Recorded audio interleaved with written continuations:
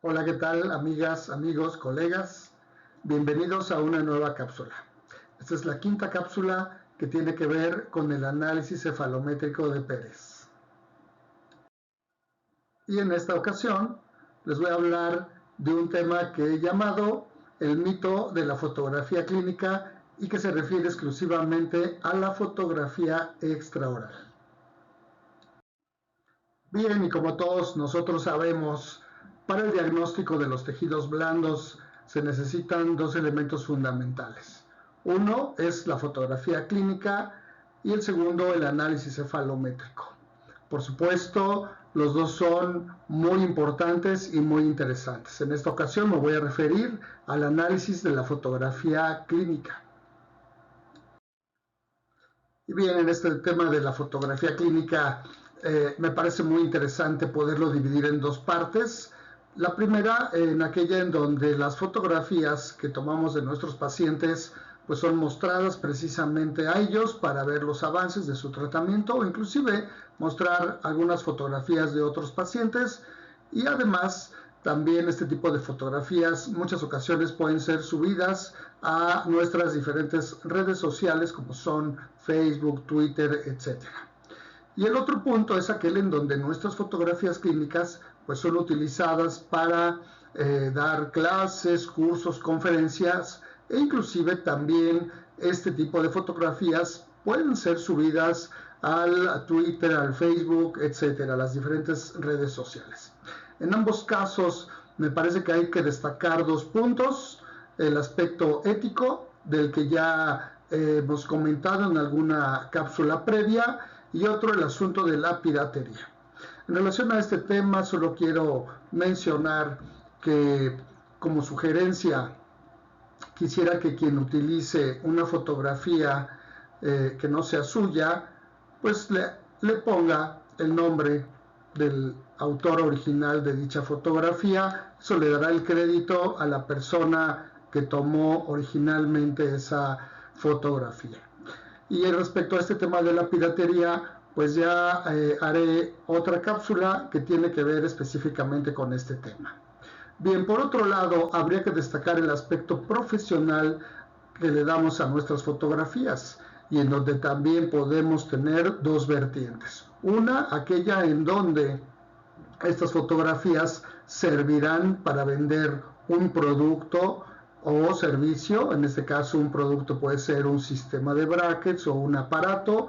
y por otra el que tiene que ver con el aspecto netamente científico de la enseñanza y del diagnóstico, como se supone lo deberemos de emplear en nuestros análisis de diagnóstico de cada uno de nuestros pacientes que atendemos. Y bueno, ya sabemos que el tema de la fotografía clínica lo podemos dividir en dos: en fotografía clínica extraoral y fotografía clínica intraoral. En esta ocasión me voy a referir al tema de la fotografía clínica extraoral. Y respecto a la fotografía clínica extraoral, pues evidentemente también podríamos analizar los aspectos técnicos a los cuales no me voy a referir, sino más bien me voy a referir al aspecto ético que tiene que ver con el sesgo y con el engaño, y en donde aquí pues desafortunadamente pues tiene que ver la experiencia del clínico que muestra unas fotografías clínicas extraorales, ya sea para vender un producto o servicio o para mostrar un caso clínico. Y bueno, respecto a esta fotografía clínica extraoral, principalmente la fotografía lateral, pues nos va a servir para describir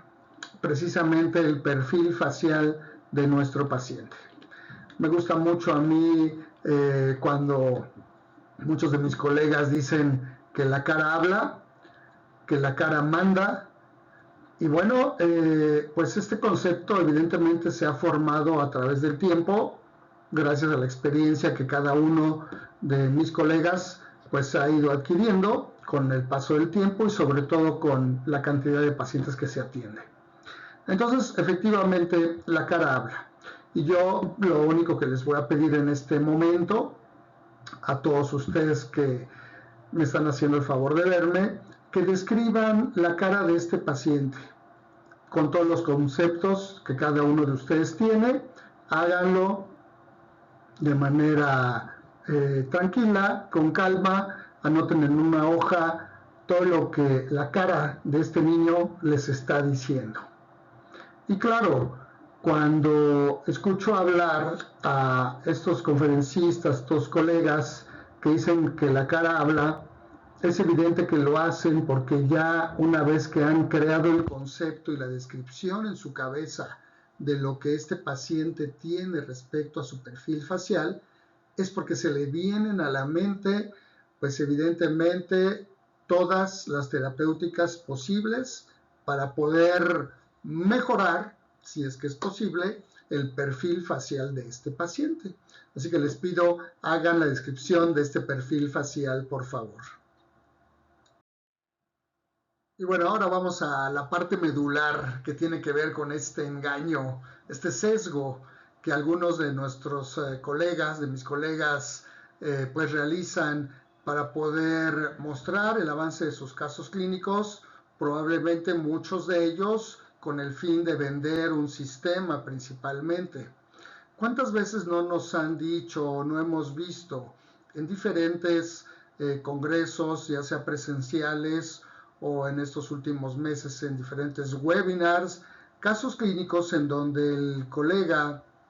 el conferencista, muestra una cara inicial de un paciente que, como en este caso, muestro a un paciente que podría estar en una clase 3 y que al final del tratamiento el caso se convierte en clase 1. Inclusive, además, muchos de estos colegas incorporan en la descripción de sus fotografías una línea vertical que todos conocemos como la vertical de Spradley, la cual en un momento dado muestra cómo la posición del mentón ha mejorado sustancialmente en relación a esta línea como consecuencia del sistema o del producto o del aparato que esté promoviendo o inclusive vendiendo. Lo mismo sucede en aquellos pacientes que se encuentran en una clase 2 y que muestran los colegas esta fotografía inicial con una cara característica de clase 2 y al final de la terapéutica o del sistema que se colocó, pues muestran la cara corregida dando una apariencia de clase 1.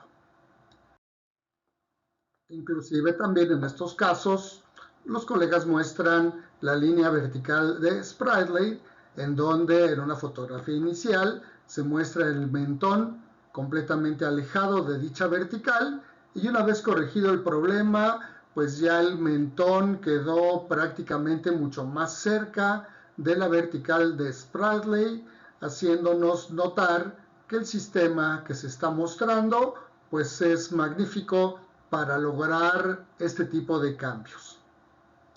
Bien, en este punto, y como probablemente muchos de ustedes se habrán dado cuenta, pues he utilizado las imágenes de un paciente que actualmente estoy atendiendo y al cual le pedí que en una de las fotografías levantara la cara y en otra de las fotografías bajara la cara. La fotografía original es aquella en donde el paciente está viendo hacia el frente. Y a continuación voy a explicar cómo es el manejo de estas imágenes por parte de algunos colegas que, ya sea queriendo o sin querer, muestran esta parte a la que me he referido como sesgo.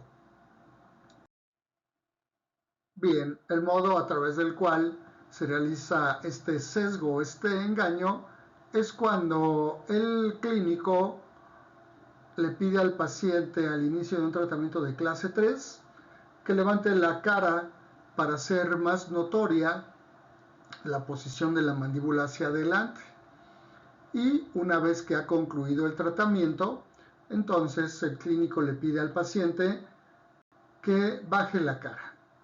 o en todo caso que se la tome en una posición, digamos, más natural.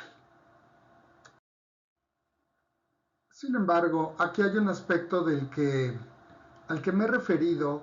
en diferentes ocasiones, ya que he tenido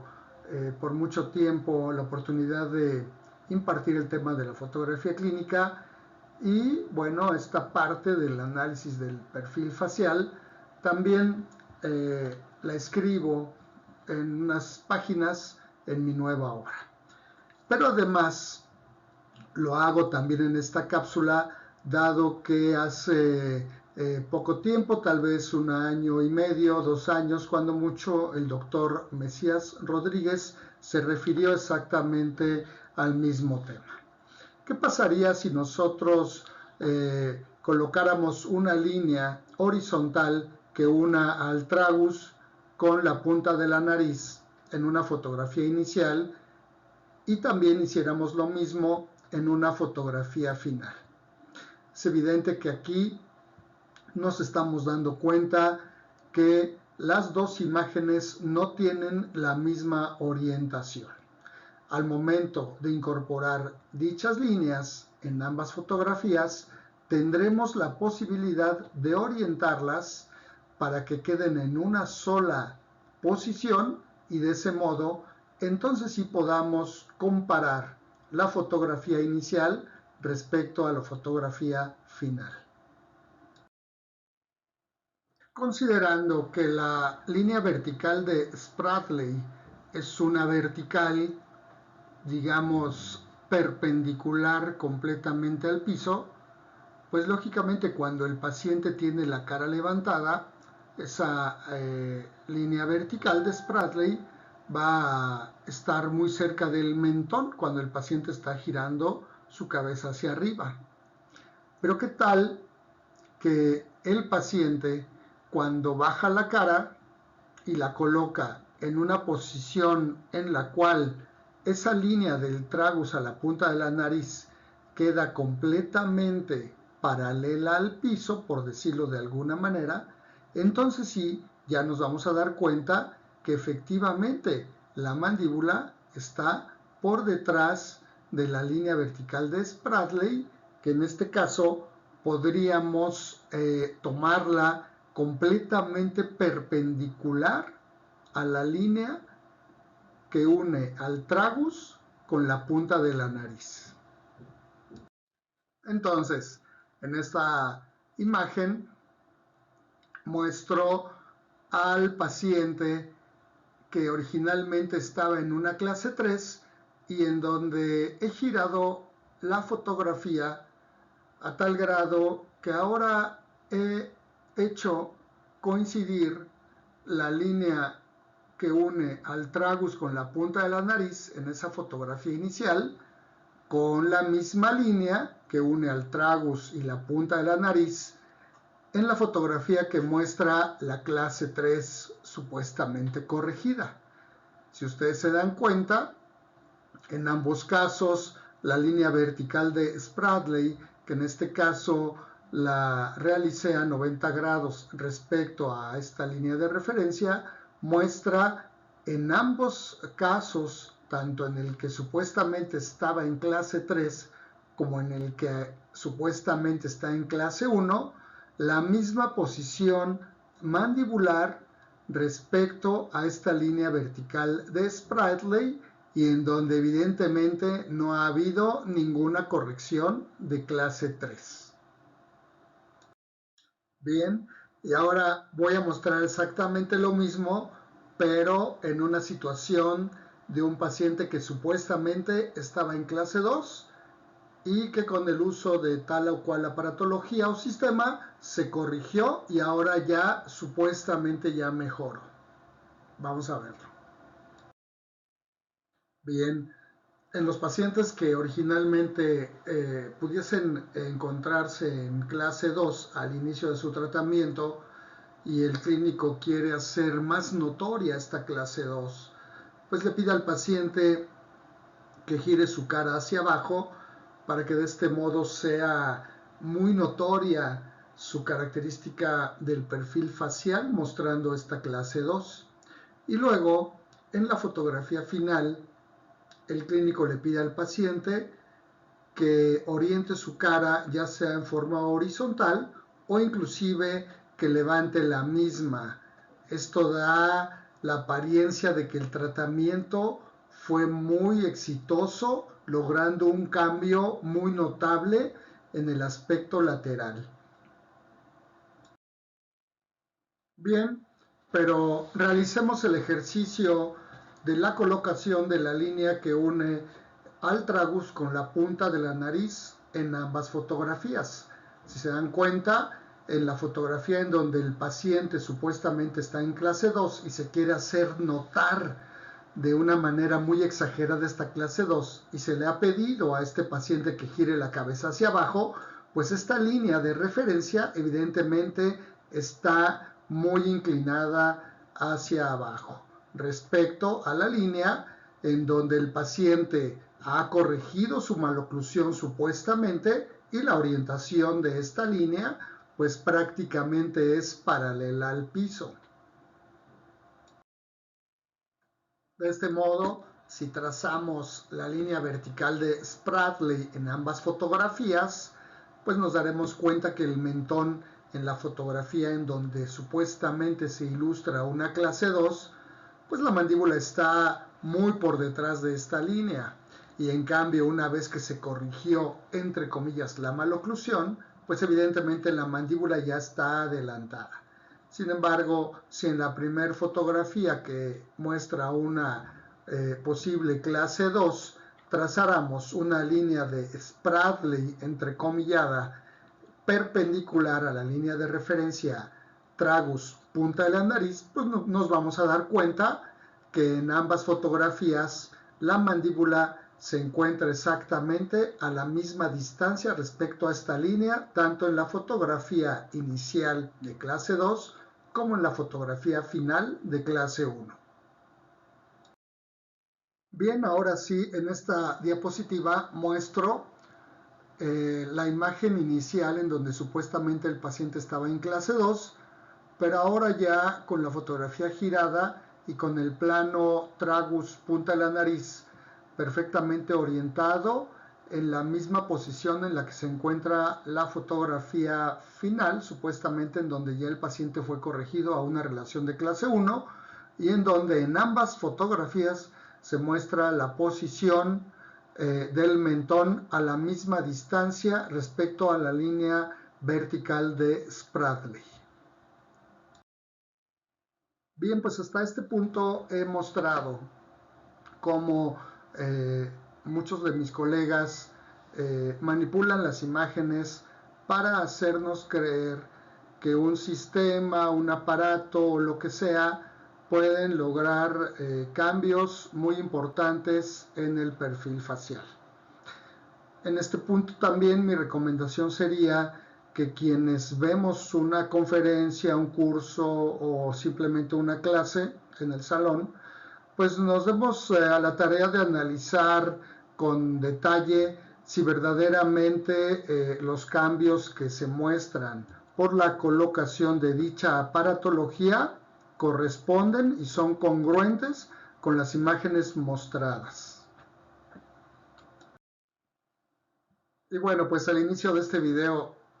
les mostré la imagen del perfil facial de un paciente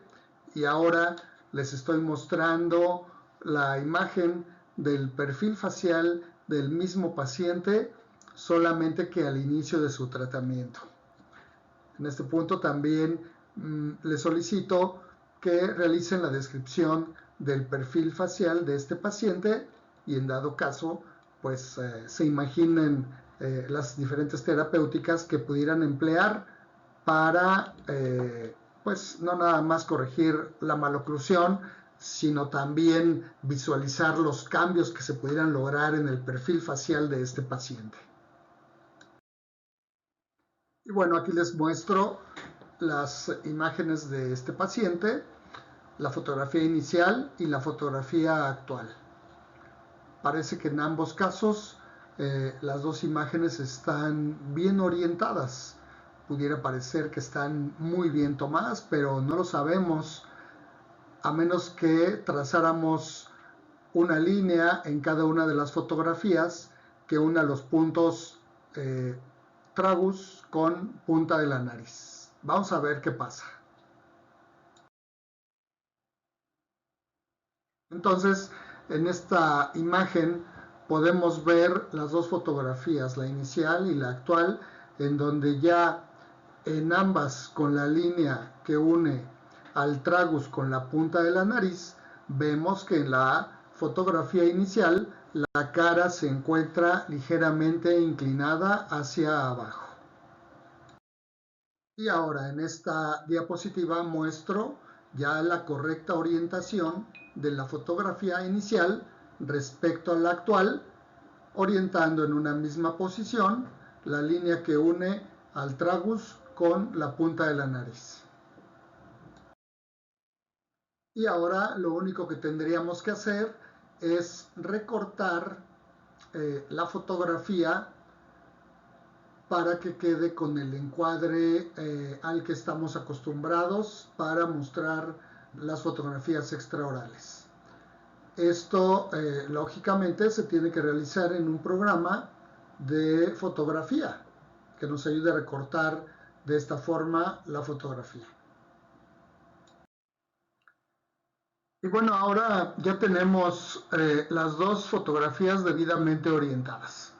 Sin embargo, a pesar de que una fotografía lateral de la cara se encuentre debidamente orientada, no es fácil de todos modos realizar una descripción apropiada de ella. Y así podemos nosotros encontrar en una sola fotografía la cual pudiera ser descrita por muchas personas infinidad de conceptos, desde los que son ciertos hasta los que no lo son, desde los que son coincidentes hasta los que tampoco lo son. Por eso, yo creo que a pesar de que la fotografía clínica es un gran elemento de diagnóstico, esta fotografía clínica adquiere un valor mayor al ser incorporada a una radiografía lateral o a una tomografía computarizada con BIM 3D. Ya sabemos que estos dos elementos de diagnóstico que son fantásticos, de alguna manera incluyen en su conformación a los tejidos blandos. Y es ahí, en ese elemento de diagnóstico, en donde nosotros podríamos realizar una descripción más precisa del análisis de los tejidos blandos, evitando utilizar conceptos que son muy técnicos, que de alguna manera sí podrían describir al perfil facial, pero como mencionaba, pudieran ser muy diferentes cuando se hace entre diferentes personas. Sin embargo, a pesar de que la cefalografía y que la tomografía incorporan a los tejidos blandos y que pueden ser utilizadas para realizar análisis cefalométricos, pues ya sabemos que muchos de estos análisis cefalométricos de tejidos óseos no contemplan a los tejidos blandos y viceversa. Los análisis que describen a los tejidos blandos no contemplan a los tejidos óseos. De esta forma, cuando un profesional que quiere corregir una maloclusión tiene que realizar un diagnóstico cefalométrico de tejidos óseos utilizando cualquier análisis cefalométrico conocido, tiene que complementar el diagnóstico de los tejidos blandos utilizando uno de los que también ya se encuentran en la literatura. Sin embargo, en la gran cantidad de ocasiones o en la mayoría de las veces, el análisis de los tejidos óseos no corresponde o no es congruente con lo que nos está informando o diciendo el análisis de los tejidos blandos. Eso es muy común. Sin embargo, esto no sucede con el análisis cefalométrico de Pérez, el cual tiene en su conformación el análisis de los tejidos óseos y el análisis de los tejidos blandos. Y respecto al análisis de los tejidos blandos, utiliza para su descripción una línea horizontal verdadera de Pérez, que es producto del biotipo facial. Asimismo, utiliza una línea vertical verdadera de Pérez, que es producto de esa línea horizontal verdadera de Pérez. Y para terminar la conformación del análisis de los tejidos blandos, utiliza este análisis el triángulo estético de Pérez. Estos tres elementos que no están descritos en la literatura forman parte del análisis cefalométrico de tejidos blandos de Pérez, a través del cual es posible realizar una descripción precisa y detallada del perfil facial de cualquier paciente, independientemente de la maloclusión que se esté tratando. Y algo más importante, este análisis del perfil facial de los tejidos blandos es completamente congruente con el análisis cefalométrico de los tejidos óseos que previamente se haya realizado con este mismo análisis cefalométrico de Pérez. Y bueno, antes de finalizar esta cápsula, quiero decirles que el nombre de esta fue el mito de la fotografía clínica, debido precisamente a que por sí sola la fotografía clínica pues es muy difícil de ser utilizada para realizar un diagnóstico apropiado del perfil facial. Pero también, como ya vimos, es un elemento que al ser utilizado de forma pues por demás engañosa puede hacer suponer algo que no está pasando, como lo expliqué al principio de este video. Sin embargo, más allá de estas dos situaciones, quisiera yo recomendarles que para poder realizar un diagnóstico de tejidos blandos, pues por supuesto lean el libro que se llama Tratado de Cefalometría, el cual ya tiene más de 7 años que salió a la luz, y en él describo con mucha claridad tanto el análisis de tejidos óseos como el análisis de tejidos blandos. Asimismo, les recomiendo que lean mi nueva obra, la cual se llama Excelencia en Ortodoncia, Ortopedia Dentofacial y Cirugía Ortognática, en donde pues vienen en la segunda parte de este libro más de 50 casos completos, inicio y final, descritos ampliamente desde el punto de vista de los tejidos óseos y de los tejidos blandos. Es así como en estas dos obras pueden ustedes encontrar una forma de diagnosticar y sobre todo de describir con claridad ambos aspectos. Les recuerdo mi nombre, soy César Augusto Pérez Córdoba y les agradezco mucho su atención, por estar en este video, por haberme visto y por supuesto los espero en una próxima cápsula. Hasta luego.